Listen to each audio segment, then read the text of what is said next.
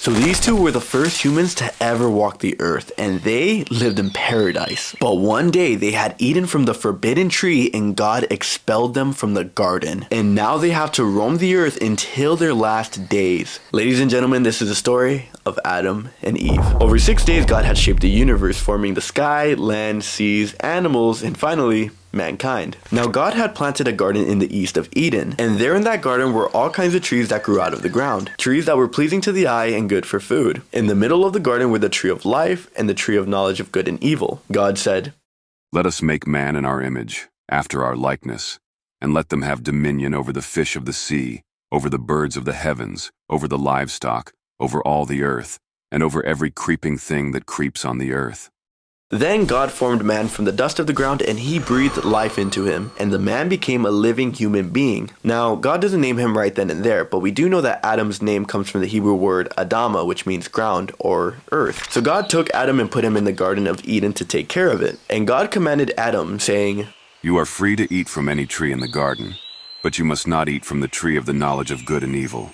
For when you eat from it, you will certainly die." Sounds easy enough, right? Right? Then God said, "It is not good for the man to be alone. I will make a helper suitable for him." So God brought all the wild animals and birds of the sky to Adam to see what he would name them. And whatever Adam named each living creature would become its name. So Adam named all the livestock, all the birds of the sky, and all the wild animals. But unfortunately, no suitable helper was found. I'm still waiting for my better half. So God put Adam into a deep sleep. And while Adam was sleeping, God took one of Adam's ribs and then closed up the opening with flesh. Then God made a woman from the rib he had taken out of Adam and brought her to him. You see, by taking a rib, God creates Eve from the same substance as Adam, signifying that she is not above or below him, but rather a partner. The rib is also near Adam's heart, signifying a deep and loving connection. So Adam sees her and says, "This is now bone of my bones and flesh of my flesh. She shall be called woman, for she was taken out of man." And he named her Eve because she would become the mother of all the living. And that is why a man leaves his father and mother to be united to his wife, so that they can become one flesh. Adam and his wife were both uncovered, yet they felt no embarrassment, and now they lived in peace. About that. You see, there was a serpent, and it was more crafty than any of the wild animals that God had made. The serpent spoke to the woman, and he said to her, "Did God really say you must not eat from any tree in the garden?" We may eat fruit from the trees in the garden, but God did say, "You must not eat fruit from the tree that is in the middle of the garden, and you must not touch it, or you will die."